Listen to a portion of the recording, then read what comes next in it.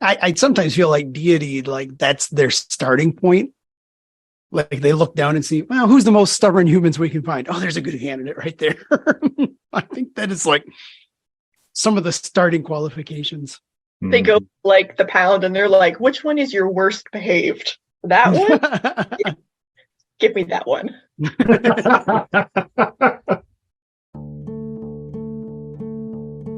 Imagine yourself under a starry sky, around the warm glow of a sacred fire, where speakers gather to share their wisdom and insights.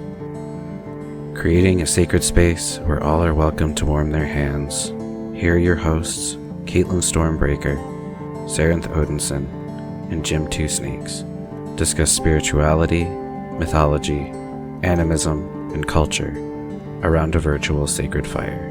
Welcome. Welcome. Welcome. Welcome. Welcome. Welcome. Welcome. Won't you join us around Grandfather Fire? Welcome to the season of summer, to those of us in the Northern Hemisphere. This is the time of tending those seeds that we sown in the spring, the ones that we wish to rise and be fruitful for ourselves in the fall. This is the time of year where the really hard work gets put in because we are unsure of the outcome come fall. Now is the time to dig in your heels and dig up those weeds and tend to those plants, cut away the disease, and find the fruits that are growing within your lives. Tend to your gardens. Make sure everything is watered. Make sure everything has what it needs to grow and flourish and bring you fruits in the fall. I offer a prayer now to your own fields, to your own gardens. May what you have planted in the spring be fruitful. May you find the strength to follow the path as it is laid down to you. May you be able to listen and see what is needed so that you can harvest a giant yield come fall. I'm so excited for this work that you are all doing, and I can't wait to see what you sow. Welcome, everybody, to another episode of Around Grandfather Fire. You're listening to episode 114. I'm your host, Jim Two Snakes, joined as always by my good friends and co-hosts, Sarenth Odinson and Caitlin Stormbreaker, who I will be referring to as Storm for most of this episode, and you'll understand why there in a minute. How are you both doing tonight? Yeah, I genuinely wish you the best of luck with that. Yeah, I know it, right?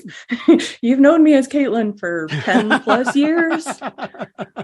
And I will do my best not to respond to my given name, but we'll see what happens. Good luck. Yeah, I'll need it. I've actually been really good. I figured out I have this cycle with my writing to where I would go a few weeks writing and then several days of like intensive study into certain aspects of writing because something will come up in the story that I'm like, this is not working out and I need to find out why, and then go into this hyper focus of like studying things, which I really want to plug this one website that I found, which is amazing and gives like really in-depth detail for our aspiring authors out there. But it's called Helping Authors Become Writers. No spaces, no capitals, no periods, no nothing.com.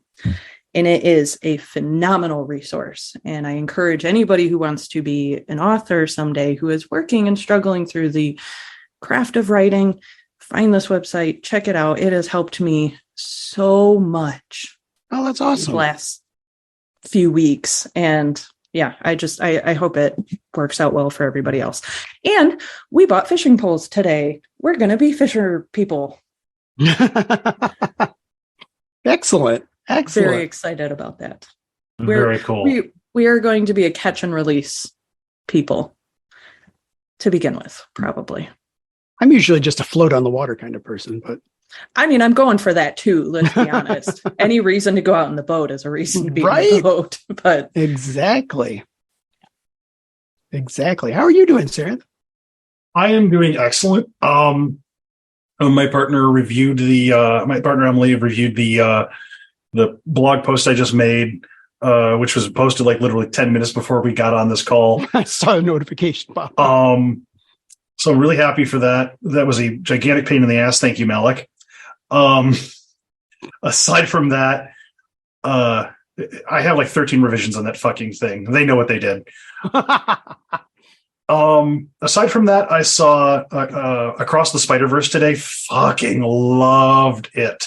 Oh, awesome. I am a huge, huge fan of the Miles Morales Spider-Man. And yeah, I actually used to collect the Spider-Gwen series and followed her line into Ghost Spider, I think it was. Mm-hmm. I, funny enough, have the backlog. So I like need to go read that at some point during this vacation, maybe. But yeah, really exceptionally happy with it. No spoilers. Just go see it if you have the opportunity. Apparently, there's multiple versions in multiple theaters. Yes, that's what I'm hearing. So I'm excited to go back and see it again. Yeah. And you just got back from a big trip too. Yes, I just got back from Trothmoot. It's my first Trothmoot. It's my first year as a member of the Troth.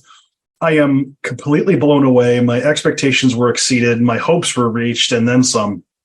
I got to do a lot of networking and a lot of talking with people. It was phenomenal. And as part of that, I actually got to be part of the little group of people that helped overturn the ban against certain Jotnar being hailed during the Grand Sumble. So nice. All Troth events now accept that any of the Jotnar can be hailed, and they also accept that any of the Jotnar can be hailed during the Grand Sumble. So serious hats off to the Troth. Serious hats off to everybody that was involved with that. I know that's awesome. Yeah, I am exceptionally pleased with the Troth, and I am very happy to have joined this year. Yeah. And speaking of the Troth, I want to throw a shout out there because we were told, and a few of us have gone and looked at it already, they've launched a new library sort of website, a lot of resources for heathen and heathen interested people. So that's something that apparently on first blush looks really good and is very well organized. We remember the old Troth website. Their updated website is WordPress based, and it looks fucking great, especially when you compare it to yesteryears, because it definitely looks like it was designed in the early 2000s, late 90s. The new one is excellent. Got the whole MySpace look to it. Not quite that bad, but you could definitely tell it was showing its teeth. It was a little long in the tooth and needed a revamp. So I'm really happy that they did that. For any of our listeners who are interested in more information about the Troth, we did actually interview the steer of the Troth, Lauren Crow, a few episodes back in episode 108. So if you want to learn more about that, learn about the organization, the people who run it, go check that out. That's who gave us the heads up about the renovated website too. So very worthy. Mm-hmm. So all in all, excellent. My vacation's been going spectacularly.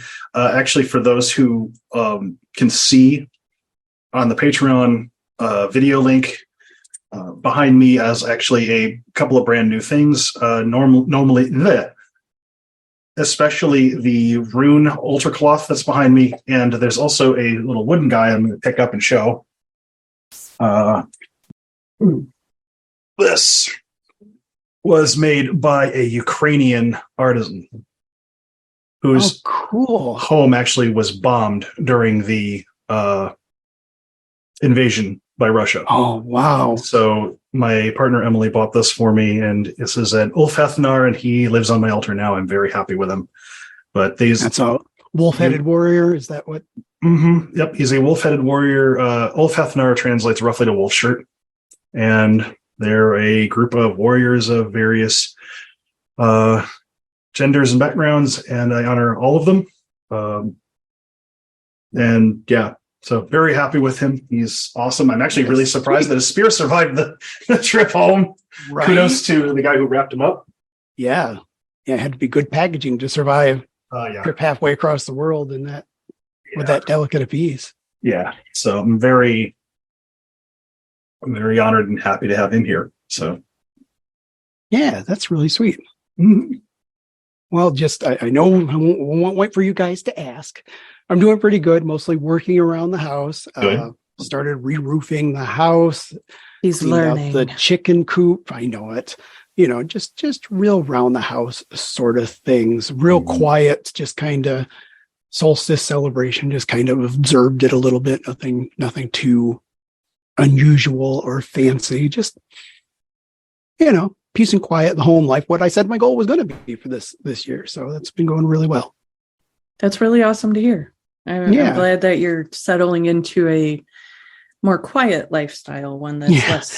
less. Well, I did kind of, put in for a promotion at work. So we'll see how that turns out. Well, Hey, that's a good step. yeah, hoping, if fingers crossed, if I get through the promotion, be a temporary supervisor and possibly a full-time supervisor after that, which would mean that I might get hours where I'm able to see my Ooh. lovely wife a little bit more and things like that. So fingers crossed. Yeah, speaking of Luck to you. hours, hours to see spouses. My husband just went back to first shift like 2 weeks ago.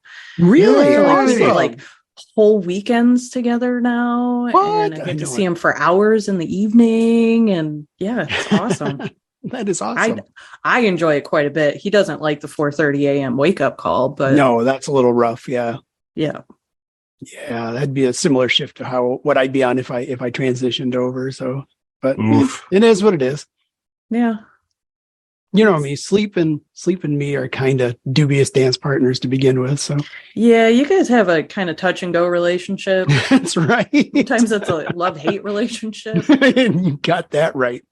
I You don't got that understand that. I am so mad at younger me for fighting naps as much as I did. My God, sleep is telling ya. amazing. I'm telling you. Yeah, last weekend I hung up the hammock and that was wonderful. Took a little doze out there for a bit. So it's like, it's going to be summer, damn it. I'm going to at least put the hammock up. So I definitely feel you on the whole housework thing. My parents have been amazing.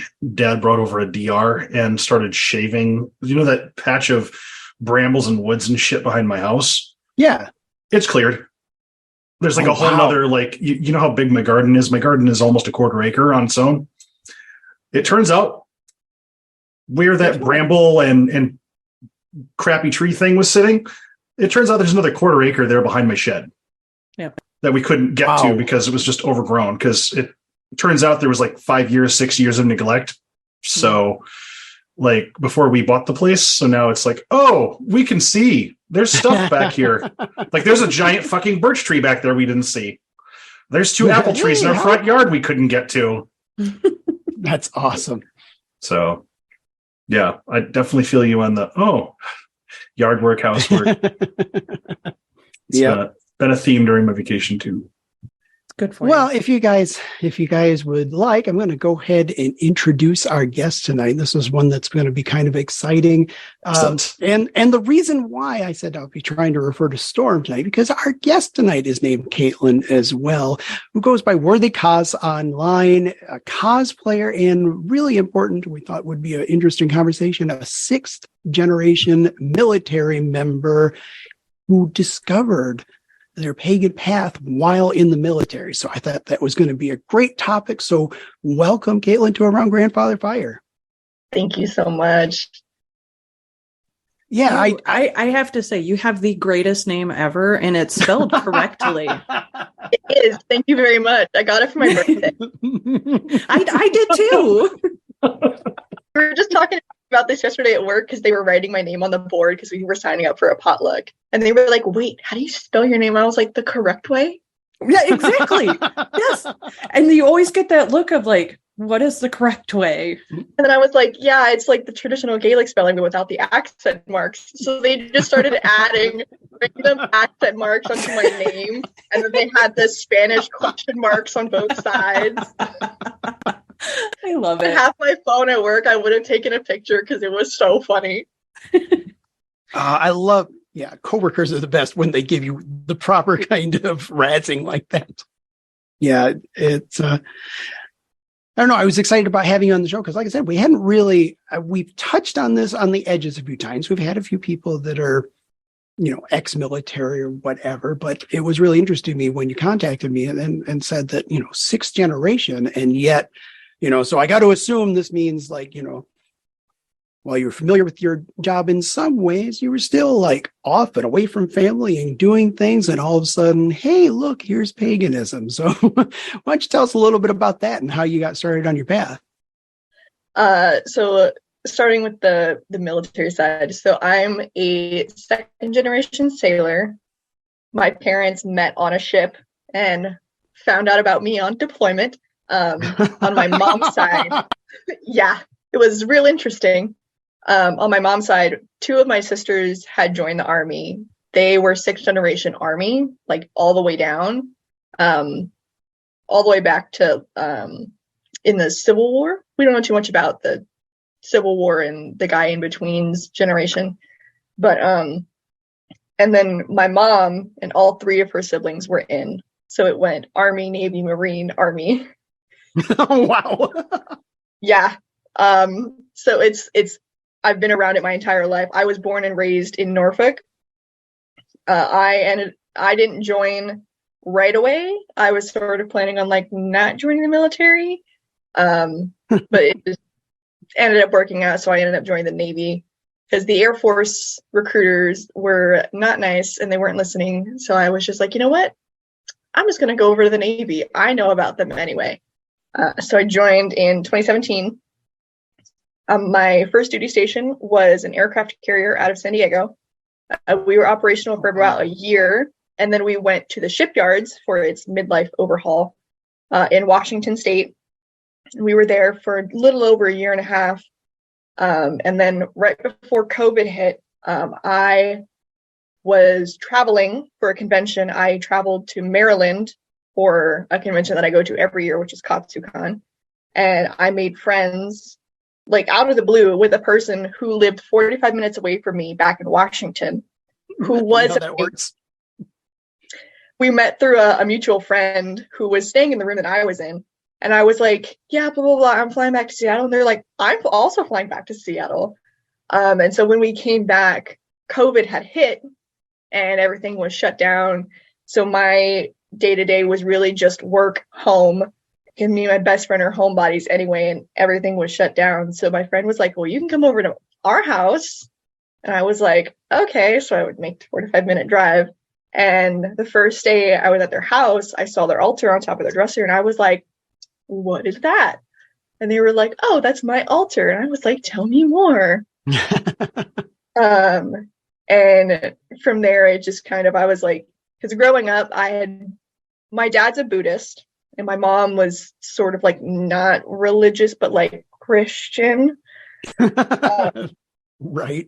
So like until I was about 13 or 14, I was kind of just like agnostic. Like religion was a thing, but I didn't really care. It was just out there. My parents got divorced when I was 13. My dad's mom moved in, who was like hella Southern Baptist. Forced me to go to church for a while. That was not super fun. Got into a lot of arguments about that. So I was still kind of in it like, yeah, it exists. It's not for me. It's whatever. And then like once I started having these conversations with my friend, I was like, things are starting to make a lot more sense. Some things are happening. I'm hearing things. And then a couple months later, I like sat down and I had gotten my first pendulum and I started like doing divination. And I was like, oh, this feels great. This feels right. And then it's just kind of grown from there. And now it's been 3 years. My practice has grown and it's twisted and went down a path that I was never expecting it to go down. But if I hadn't joined the Navy and gone all the places I had, I probably either would have gotten to it much later or maybe never. It's definitely been interesting. Right. On the ship, I wasn't able to do much, but I've since moved to Florida. I've been here for 2 years at a shore command, and it has been a lot better. And now they're like, are you going to go back to sea? And I'm like, no, You can't do that. They're like, why can't you go back to sea? And I'm like, it doesn't fit in my life anymore, unfortunately. So, how would you describe your path right now? So, I actually just went through a bit of a change. So, my team is primarily Greek, of my main team, and I had some entities come in, and I'm going to be moving more into demonolatry. Oh, cool. And Brigid just came in kicking around to help me with some ancestor work. So, actually, next with your week, family background, that makes complete sense, actually. Oh, yes. All of my family are from various parts of the UK way back when, so I'm like not surprised. But outside of the ancestor work, I really don't see myself going down much of a path with Celtic anything. There's been a little sprinkling of Norse here and there, but that's going to be more my sister's thing once she finally gets the memo. You see the writing on the wall, and she doesn't. Yeah.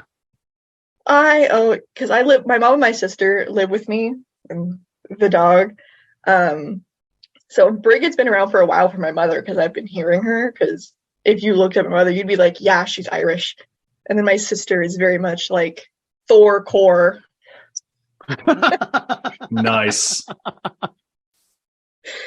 So they've just sort of been like osmosising everything from me because we've been living together for about a year and a half now. And my mom, when I told her that I had converted, she was like, okay. I was like, what do you mean, okay?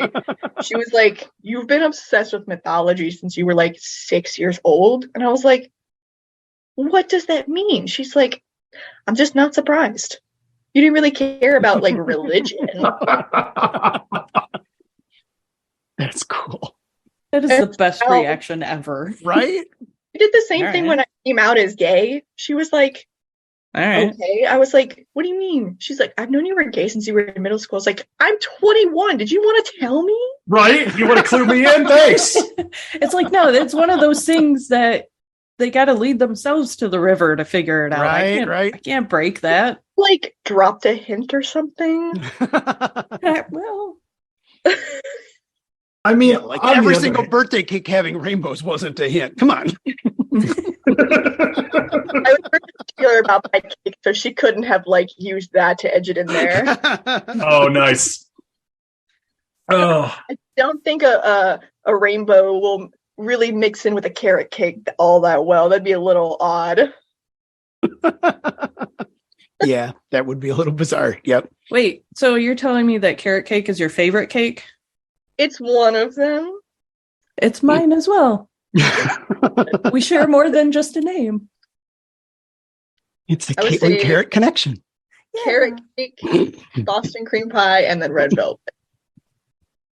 I used to love red velvet a lot, and then I had one of my old roommates got a massive red velvet cake that we both demolished together, and the after effect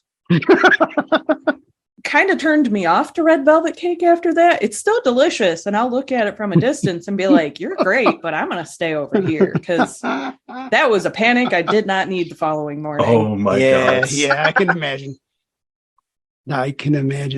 It's like those late nights when you've got that one alcohol that if you even look at the bottle, you're like, I remember you and I don't like you. Yep. Mm-hmm. Yep, that exists. That's me when I smell any of those really strong hand sanitizers, and I'm like, ugh, tequila.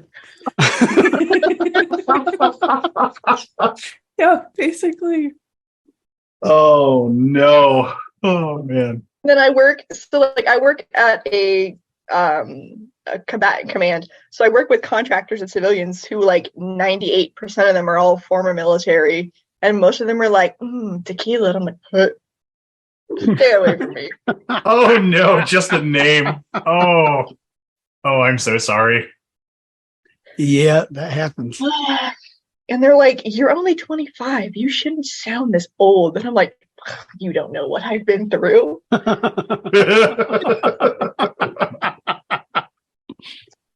being in the shipyards, because I work with more like ex-army and like Oh, Air Jesus. Force people, and I'm like, the shipyards were the worst time of my life, because I was also in charge of a team because we were doing construction on the ship. So I had like 100 kids that I was in charge of. Oh, no. And it's COVID and they have nowhere to go. And I'm like, oh, God. Oh no. I was like, Oh, that's the I would have to worst. like supervise in the barracks because I was like one of the only E5s because I had just made rank, but I couldn't move out yet. And I was like, oh, this is gonna be. And Oh, it's worse than an RA position. Jesus. we had RAs and they were like chiefs and they weren't doing anything. And I was like, That's what the E5s are for. Do anything.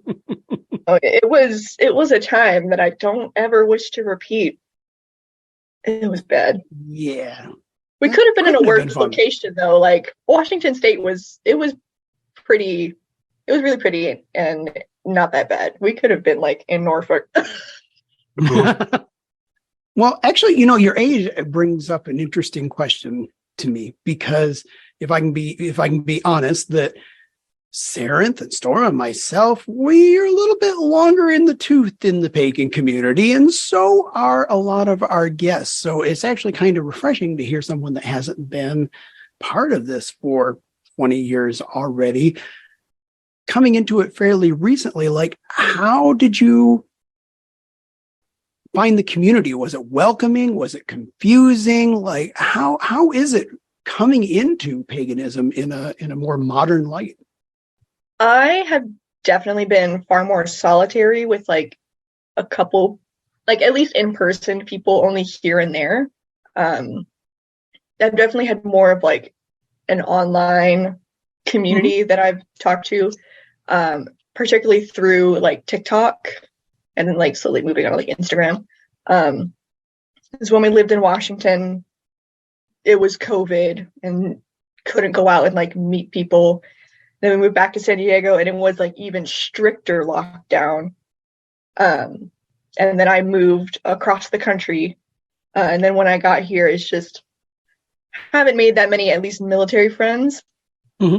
When I made quite a few civilian friends, and I've helped a couple people come into and like convert and find their path. But it's definitely been far more solitary for me. Mm-hmm. I'm just more of a solitary person in general, especially when it comes to dealing with like such personal things. Well, the reason I ask is, like, you know, we've observed a lot, like with TikTok, for example. I'm a big fan of TikTok, but like there's a lot of competition and one-upsmanship and bad information. And you know, I imagine you can tell me, was it hard to find good information? Was it hard to figure out who to trust? Like, is it because like for us, you know, it was like, you know, it was a little bit more word of mouth, a lot of reading, you know, and then eventually started to find more and more people. And it's a little bit different with you guys using more video and social media and that sort of thing. So, you know, was it a difficult process, would you say, or how did you sort out good information from bad? For me, it's definitely been a little different than a lot of like other people do, because research is literally my job. So I like doing research. A lot of the people that I've followed or have just seen a lot of them will like present sources and stuff. And so I'll be able to start with that and go do my own research and then branch off from there. And being someone with like a more Hellenic practice, there seems to be like a significant amount more of information available about the various practices that fall into it. As I'm starting in demonology, I know that my researching is going to be put to the test. Good luck. But as far as like people-wise, like content creators, it's definitely been a journey, because as much as we can research, it's hard when people only present the sides that you want to see. So I have definitely I have unfollowed, I've blocked creators when they finally like the facade wears off and then they come up to be like, you know, terrible people. I know that feeling. That sucks. I feel for you. So, but luckily, like, my presence online is like strictly cosplay. So like, I don't myself make content about it. I just use my accounts to like follow other people and like gather resources and stuff. But it has definitely been, it's been a journey. I also use technology I ask my team to like send me stuff that they want me to see. So like tarot readings, informational posts, research opportunities, like all sorts of stuff. And I know that if I hadn't asked them to do that, I'm sure they would have wormed their way in there eventually. But for me, it's worked out really well because they know how to get my attention, and they'll be like, show me like one thing, or they'll have a video like come back up in some sort of way. But so in my experience, I've had a good time using it and being able to find resources on my own and, you know, book with various practitioners, whether it's like tarot or identification sessions or practice paths. What do you do? Sorry, the dog is moving. I get it. I have a 7-month-old puppy who is like, when he's around, it's just like, what are you doing? What's in your mouth? Hold on. Daisy, get off my sweater. Case in point. Right? Her name is Daisy? Yes, she's my mom's. She is a 2-year-old pit mix, and she is a menace to society. That is much bigger than my mom's Daisy, because my mom also has a dog named Daisy, but she is a Shih Tzu. What the fuck? She is a menace. She has no thoughts, only Mario Kart music in her head. That is okay. Love her. Oh yes, she's not mine, but my deities also use her to get my attention at times. She will come into my room and jump on me and like just sit there and stare at me, and I'm like, what? And then I'll hear, go do something or go do whatever, and I'm like, seriously. I was spacing out. I just want to sit here and doom scroll on TikTok. Just send me a video. And they're like, no, get off your ass. Go do something. Right now, I'm in the process of redoing all my altar stuff. So nice. They're like, where's my offerings? Come on, you're late. It's like a cat that wakes you up at 6:01 because you're a minute late, and they're just hovering over you like, where the fuck is my food? My spirits and guides actually communicate with me in a very kind of similar way, not with TikTok, because I have kind of like exiled that from my life for many reasons, but they often communicate with me via the playlists on my Spotify. So if I'm listening to music and a specific song comes on, then I'm like, okay, I got to do something. And then I'll like kind of filter out my thoughts and talk to them and try to figure out like what the fuck is going on. Because I mean, I have a playlist that is like 3 or 4 hours long, and the odds of this song coming up are pretty slim, but I hear it almost every day. So usually it's like, hey, there's a thing you need to be doing and you're not doing it. So you should probably go fucking do it. Like, okay, yeah, I got it. That's fine. Okay. Whatever. I am curious, when you started your path and when you first started getting the pings, I know you said that you went to your friend's house and saw their altar set up and started with a pendulum and just kind of seeking and asking questions. Who was the first deity that, or being even, or spirit that kind of like pinged you and said, hey, pay attention to me? And do you still work with them? It was actually 2 of them at the same time. So the first 2 deities were Aphrodite and Persephone.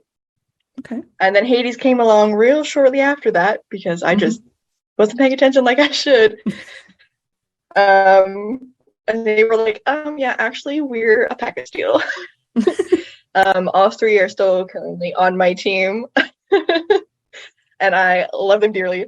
Aphrodite came through for multiple reasons, but like the biggest thing was because I am a sailor. She is a patron of sailors, and that has been a very interesting like connection that we've had compared to a lot of other people who are clearly not sailors or like connected to the sea in like any capacity. And then Persephone was, in the last couple of years, my life has just been a series of significant changes. And it has just like it become increasingly larger amounts of change.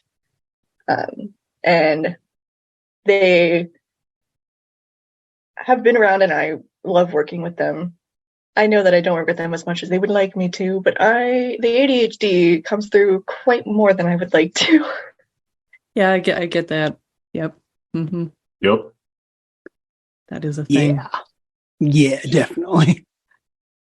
Have you had somebody within your practice that you can use as like a sounding board, like especially at the beginning when you were kind of like trying to figure all this out and you have those moments of like, is this real or am I losing my fucking marbles? Like, what's going on here? Did you have somebody there that you were able to like bounce things off of and ask like what the fuck is happening? Or did you just like grab the bull by the horns and take off? It was more of the just grabbed and go. I had been like very much proof or nothing kind of person for a long time. Mm-hmm. But like when I started asking for signs and like things that were like not as concrete, I was like, oh, okay. And then my best friend, who we had just moved out in town, out of the barracks when I had converted. And so I would like tell her stuff that would be happening and she'd be like, oh yeah, I saw that too. Like, you're not crazy. So she was there for it a little bit. She was raised like super heavy Catholic, which she was just super open and accepting of it all, which was amazing. But it was definitely more of like doing it on my own and like figuring out on my own, like what was real, what was I going to take to heart and just figure out what, if it was nature or coincidence or what. Yeah, that makes sense. It makes sense. So I actually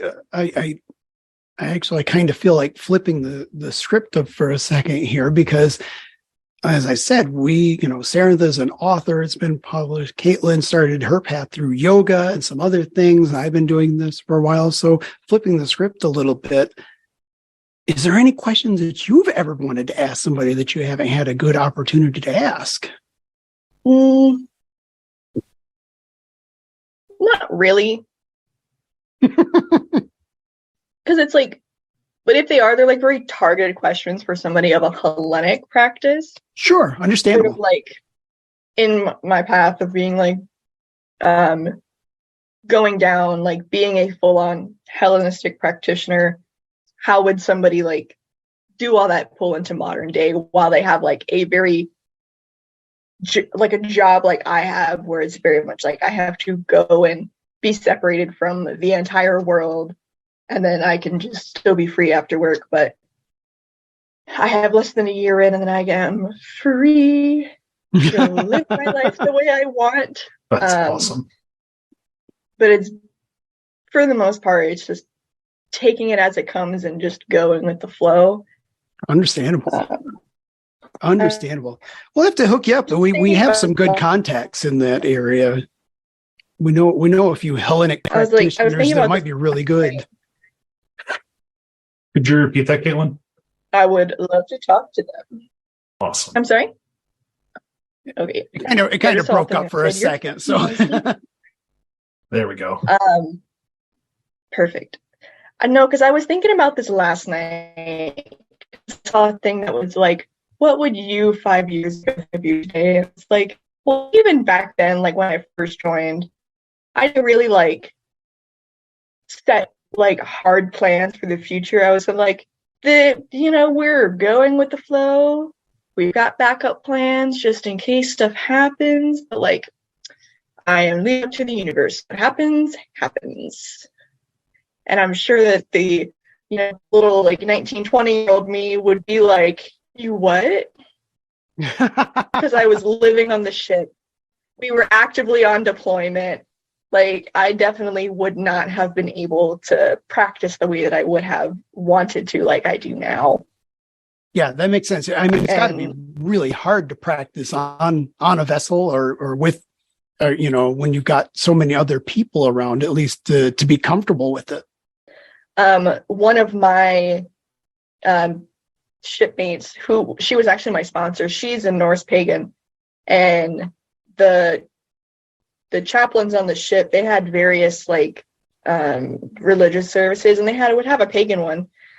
And she was talking about it, and I was like, I don't really know if that's for me. And then at one point, after we were in the shipyards and we went back to San Diego, I was on the ship for a couple of really short underways, and I was like, what am I going to bring with me that I'll be able to do with my practice? And then I was just like, I'm not going to be able to do anything. And I just heard they were like, it's okay.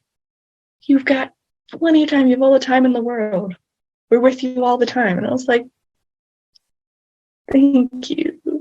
And then I spent because I was on nights, I just spent all of the night like reading fan fiction anyway, because we weren't doing anything. And doing something like that like I love. They're like, yes, do what you love. Do it in the face of the DOD. And I was like, yeah, that's got to be hard because, even it seems to me that that the any sort of rituals or anything they offer through the military chaplaincy, they've got to be by nature just a little bit more on the generic side to a certain degree. Yeah, I was actually looking into something because I had heard they were trying to have a pagan chaplain, but the chaplain process is you have to be like sponsored by an official religious institution. So I was reading an article. They were trying to have an ossetru or a troth person become a chaplain, and they ended up not allowing it because the organization that they were being sponsored by was not viewed as official. And I was like, dang. Because I don't want to go talk to any of the chaplains that I've had, because they were all like very heavily Christian. And I was like, I don't trust you, my guy. Sorry. Yeah, understandable. Mm-hmm. Yeah, you're probably going to tell me I'm going to go to hell, and I'm going to be like, right after you. Peace out. That is something that the Troth is actively trying to work on as a matter of course. We just had 3 more people get ordained over Troth Moot, and I know that is an active place that they really want to work on. They're actually partnering up with the International Center for Religion and Diplomacy, which you can find at icrd.org, to prevent folks from being radicalized on exit from the military. So to me, I'm just like, if they're doing all of this extra work plus the Open Halls project that's headed up by Josh Heath, I'm like, how the fuck do you look at the Troth and go, well, you're not official? Like, who do you want to be official? Because there's the Troth and the AFA. Either pick the antidote or pick the poison, guys. I just wish there was a Hellenic group that was equivalent to it. I don't know any offhandedly. The only other groups that I can think of offhand that might have that kind of capacity would be the Aquarian Tabernacle Church, maybe Circle Sanctuary. I can't think offhandedly at the moment if we have any official pagan chaplains in general. That's really frustrating. The last time I heard about that, the article was from 2019 or 2020. So I think that COVID might have definitely pushed it to the back burner. Mm-hmm. Yeah, I wish I could say I'm shocked, but unfortunately. But I mean, within the last year, at least within the Navy, they've made a lot of big strides at the top levels to help with equality movements. So I imagine that the religious stuff might be on the up and coming. the chaplain that I currently have at my command, who's the head chaplain, is a Muslim chaplain, and he's very involved in the command. So who knows? Maybe in the next year or two, we might start hearing more stuff about it. Yeah, definitely. Definitely hoping. When you get it, yeah, that'd be really nice. I mean, the more open it is to different. I mean, the religious landscape of the United States is changing, and so I think by default the Department of Defense has to kind of move with it. I mean, there's just no really getting around it. A lot of the mainstream religions are seeing a big decline, and a lot of people are doing like yourself, exploring and seeing what feels good, what seems to fit right with me, and it's not the same answers that it used to be 40 years ago. Or at least people are more open to alternative paths now than what they were before. Like even back before paganism really got that first heavy stride in the 70s and 80s. People were probably too scared to say, I don't like the way this feels. What else is out there? Oh, yeah. I don't have connections to anything. I can't explore or try to figure it out. Yep. But yeah, I agree. I think it'll probably end up changing and be more fluent within different areas of our lives. At least I hope so, because it is, one of the things that we tout about America is, freedom of religion, but only if you're, X, Y, or Z, none of those other weird ones. You can only be these ones. When you, Caitlin, just wanted to follow up on something I said a few minutes ago. When you get a chance, go back, and any of our listeners that are interested more in Hellenic polytheism, go back and listen to episode number 78. It's called The New Mystery Tradition, and we introduced or we interviewed talking about someone that is creating a new mystery tradition and reconstruction versus revivalism, mystery schools, and all that sort of thing. So it's a really good episode if you're interested in Hellenic polytheism to go take a listen to. I will definitely go back and read that one. I actually want to transition from your Hellenic path into what you are. I know you said you're beginning to explore it. Demonology, right? Demonology, yeah. What pulled you in that direction? What was it that, because you seem to be walking very, not rigid, but you're pretty solid on this Hellenic path. And then this one kind of blindsided you a little bit, I feel like. A little bit, yeah. Previously, some Lucifer and some other demons had come forward, but I was like, there's a lot going on. Demonology, we're going to put it on the back burner and we will get to that at a later time. And it's now a later time. And they're like, let's go. So I just did a reading earlier this week. I did some divination, and Lucifer, Lilith, and Asmodeus all came in very heavily. There was some other minor ones, but they were like, we're just here for a little while. We're just going to help us with stuff, and then we're going to head out. We're just the support team. They're the real guys. You hang out with them, but we're just helping the transition. It's cool. They're like, I'm here for this. I'm here for this. It's quite a wild support team, isn't it? It's interesting. But for the most part, I know that when I was asking them some questions, they were like, yeah, demonology is not going to be like the major part. Like the Hellenic part of your practice is always going to be like very like upfront. And like, I was real surprised when Brigade came through. I was like, I thought I wasn't going to have any Celtic. They were like, yeah, not like really. There's going to be here every now and then, but it's not going to be a major part. We're just flavoring. Don't worry about us, dear. They're like, well, she's like, well, I'm already here for your mom. I might as well come and help you. I'm literally next door. It's fine. I see you're giving these guys offerings and gifts. I would also like some.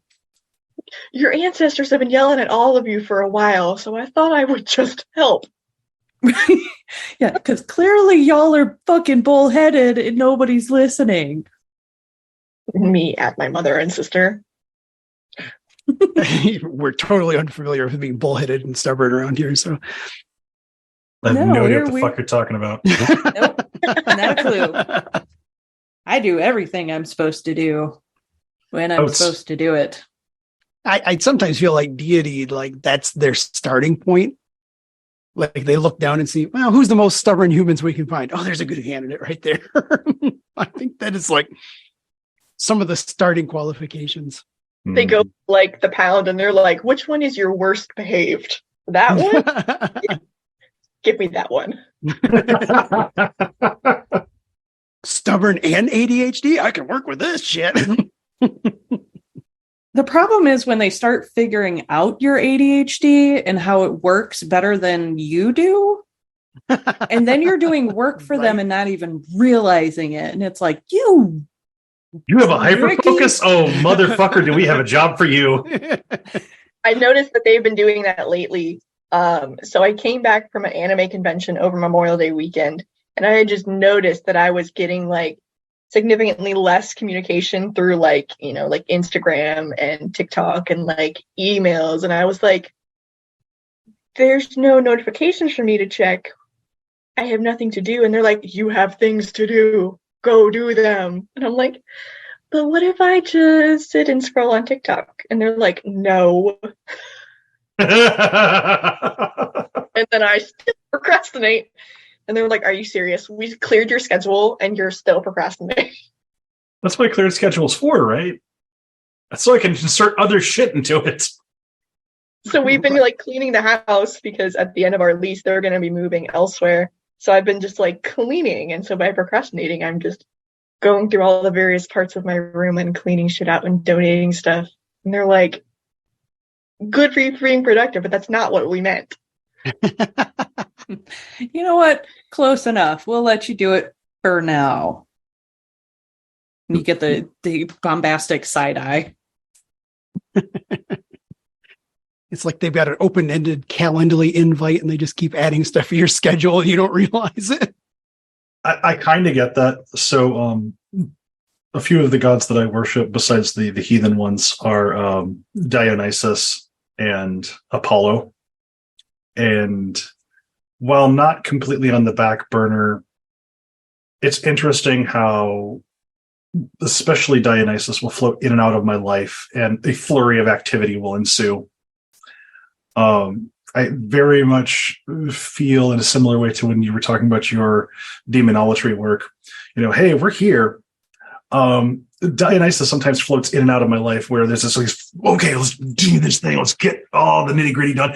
Okay, now we'll see you in a couple of months. Good luck in the meantime. Peace.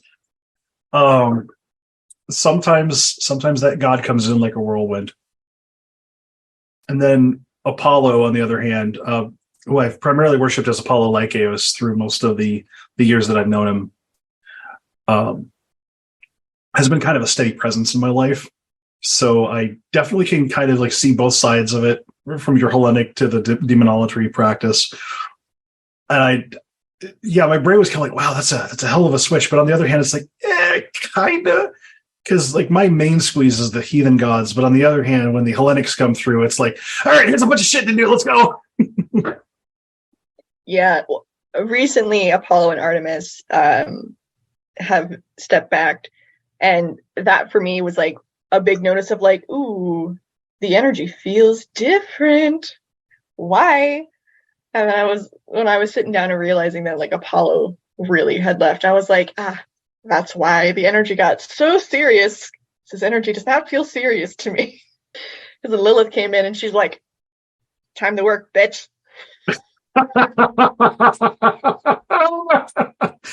Oh, man.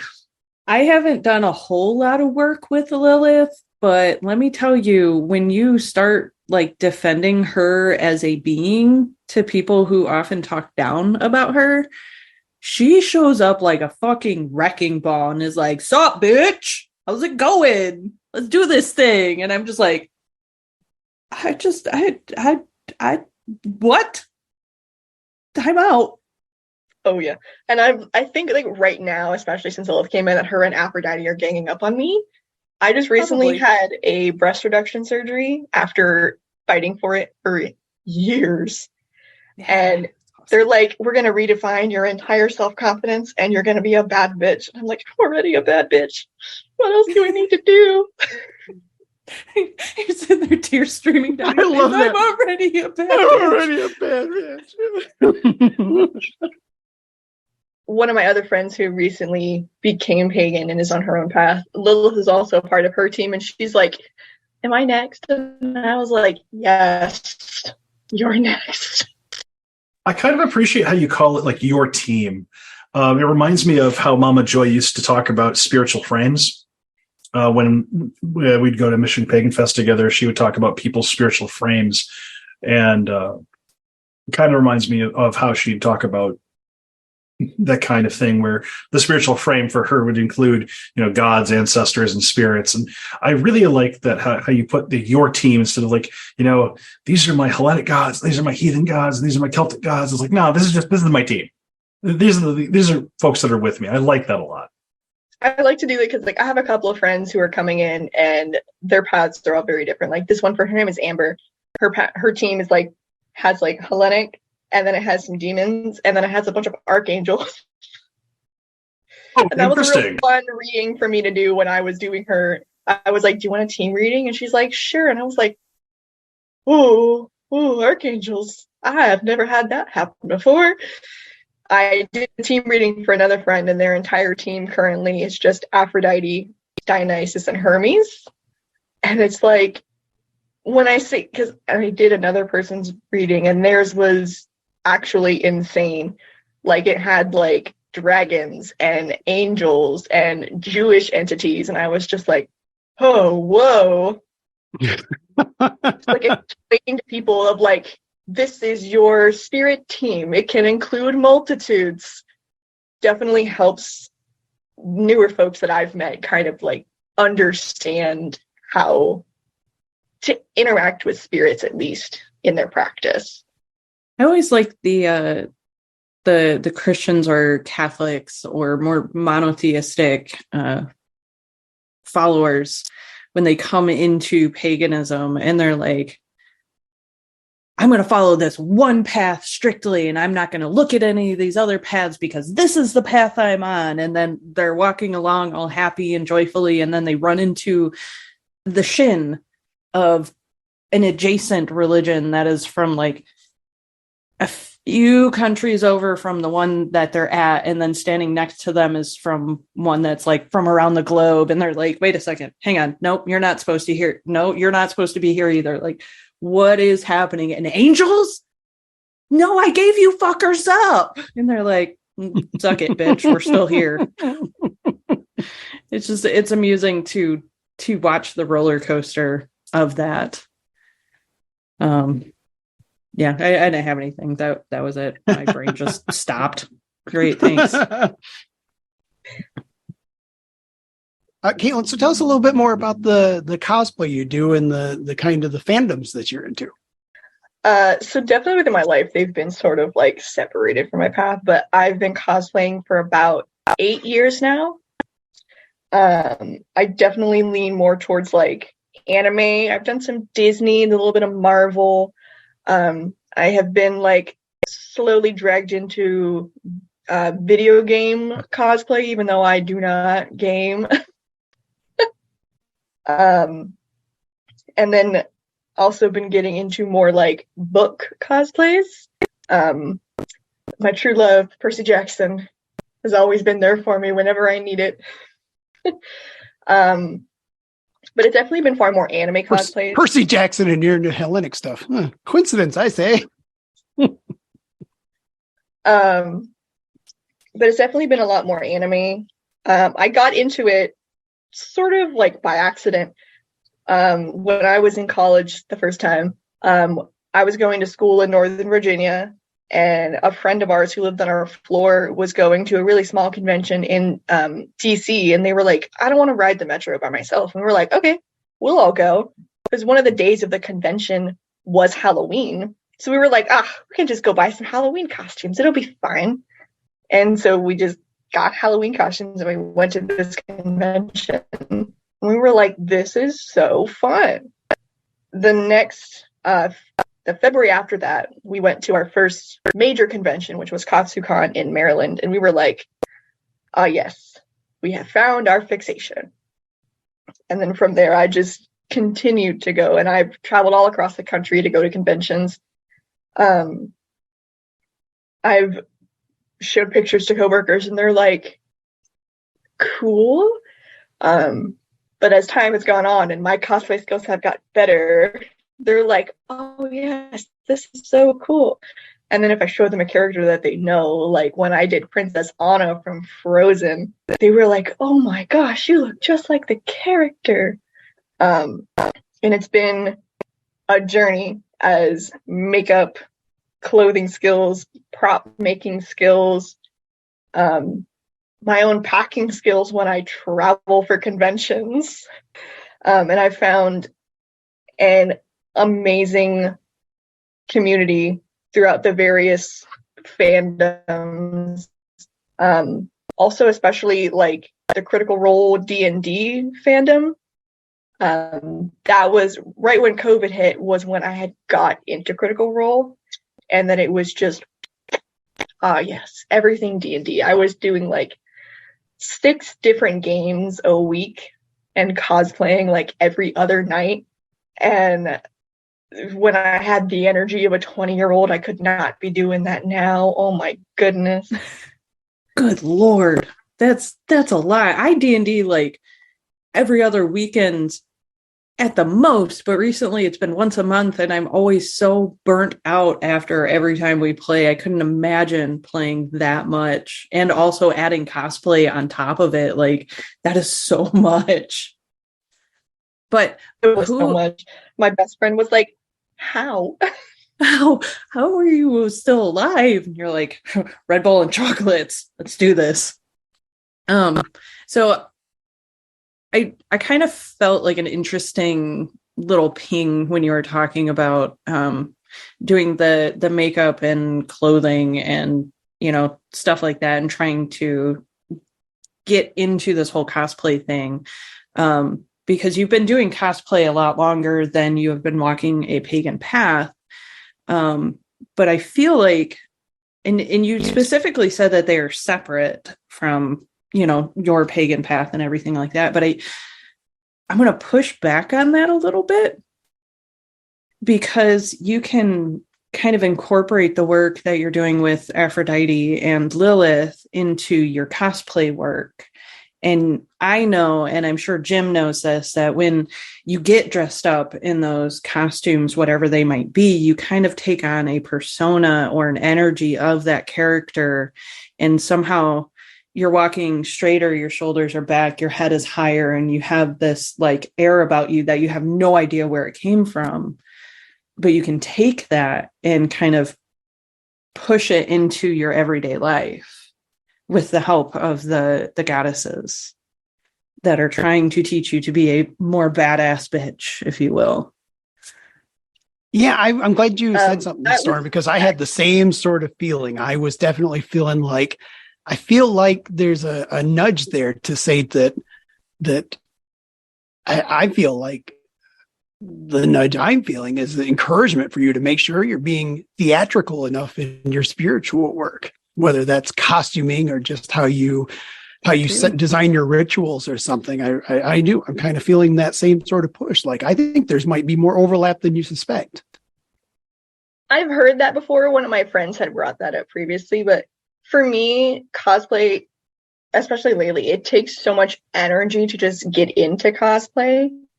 Understandable. It's so much harder to do. Like, I recently, like, I think it was 4 nights ago, I finally got into cosplay outside of a convention for the first time in like almost a year.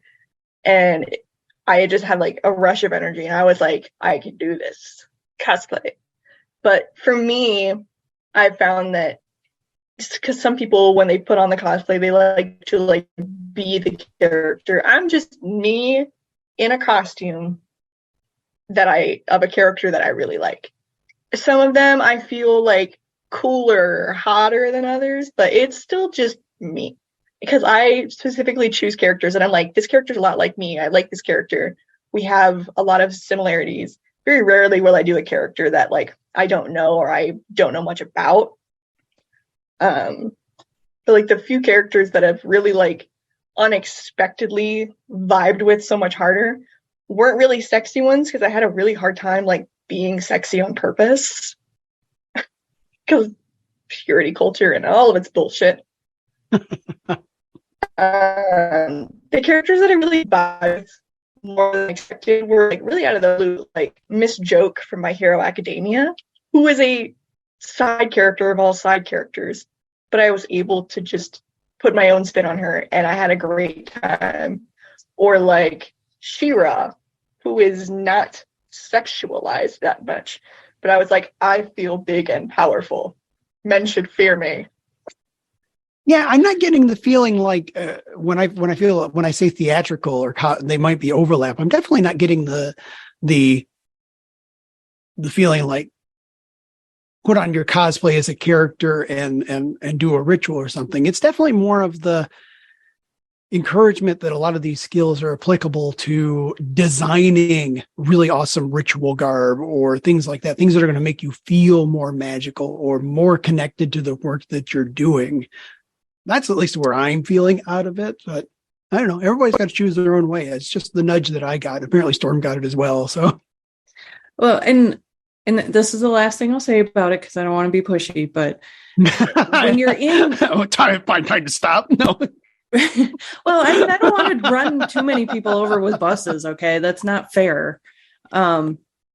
What I'm talking about is it doesn't have to be a big and elaborate thing because I know getting dressed up like that because my husband and I do Viking reenactment stuff. And I will agree, getting dressed up and wearing Viking garb and the leather and the swords and the belts and the pouches and the furs and the walking around in clothing that you're not used to wearing can be exhausting and tiring. But just a tiny acknowledgement of, okay, I'm stepping, especially because you said you mostly cosplay characters that you feel are similar to you, that you have like similar strengths or similar actions or similar, like you feel drawn to them specifically. You can just bring a little bit of attention to them and be like, help me bring that energy back into my own life. Like with, I believe you said Xena, right?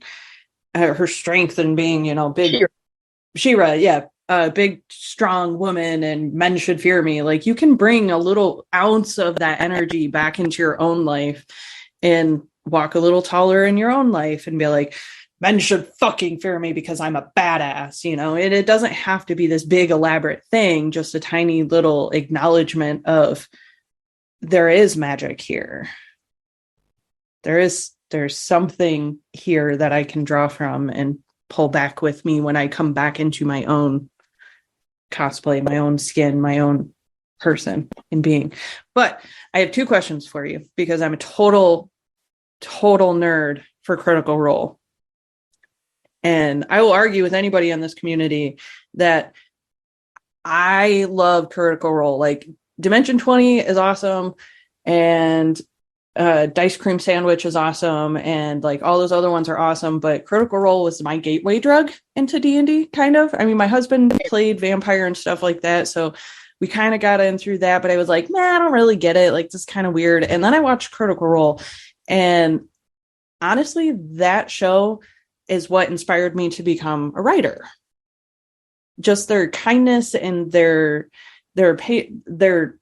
community, everything like that just got me there. So my 2 questions is one involving Critical Role, one involving not Critical Role. Who is your favorite character?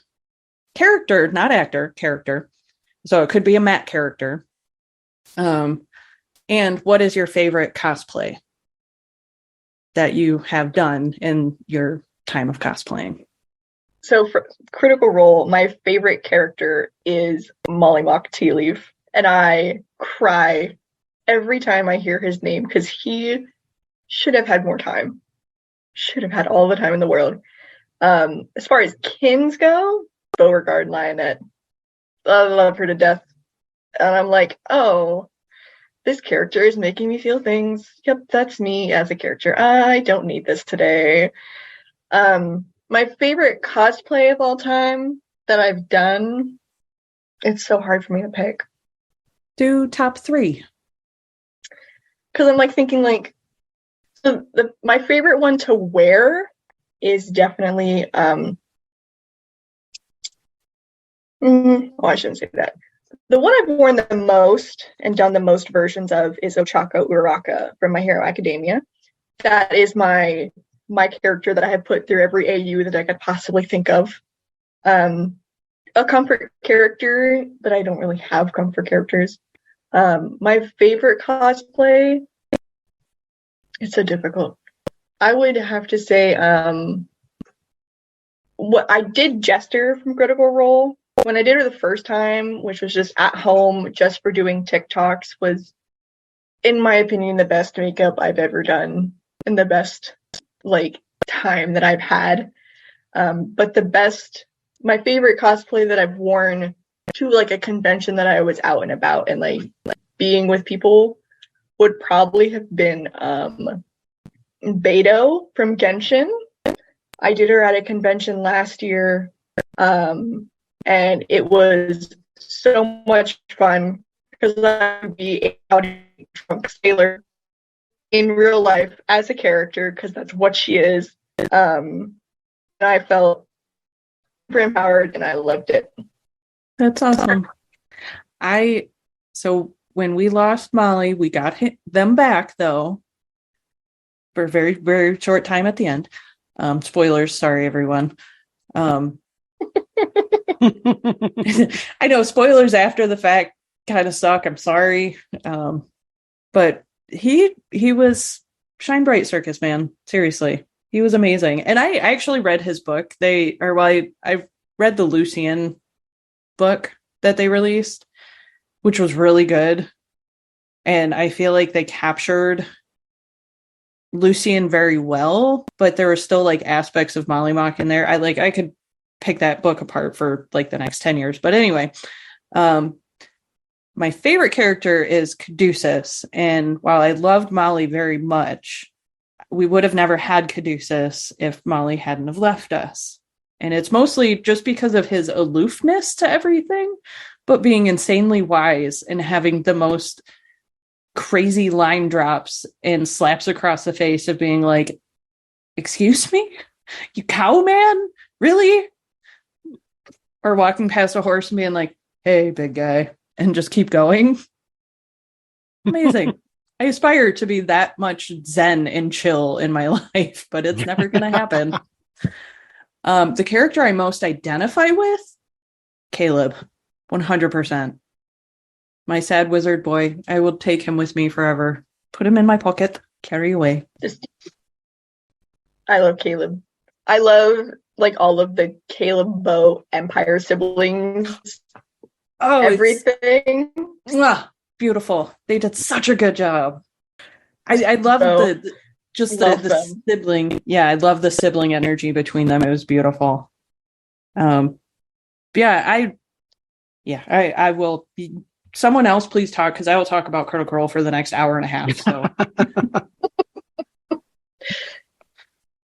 well, Caitlin, the best place people can find your cosplays or stuff is that Instagram or?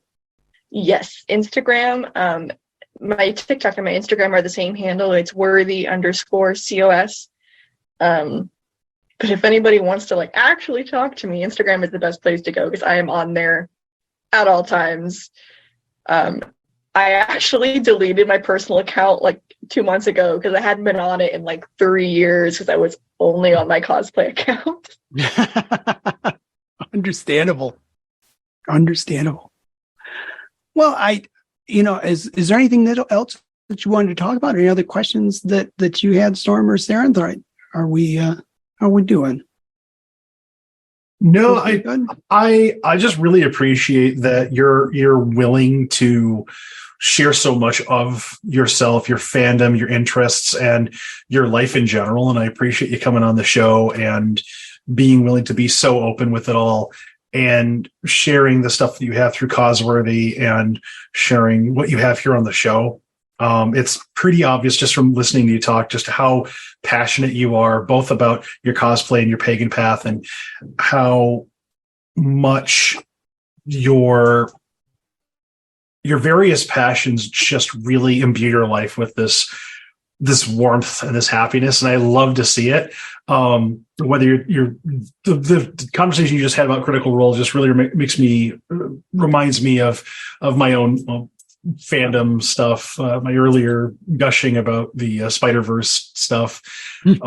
I really appreciate people who are just really into their passions and their hobbies, and that's awesome. I think that we could really, in general, just use more of that, and I'm hoping that as you transition out of military to civilian life, that a lot of these hobbies and passions just really sustain you in ways that they clearly already are, but even more so as you kind of make that transition.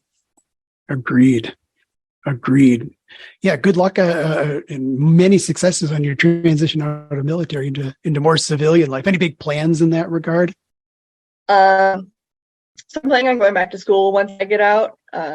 I'm going back to school online right now, but I'm planning on transferring to a different school. I'm going to school for anthropology, because later down the line, I want to go further into learning about ancient, mainly Greek religions, and being able to revive them, because a lot of texts and artifacts were destroyed when Christianity swept through the region, and hopefully cure some of the misinformation that is out there, because there's a lot. Oh, yeah. Yeah. There definitely is. Yes. Well, thank you, Caitlin, so much for joining us. We really appreciate having you on.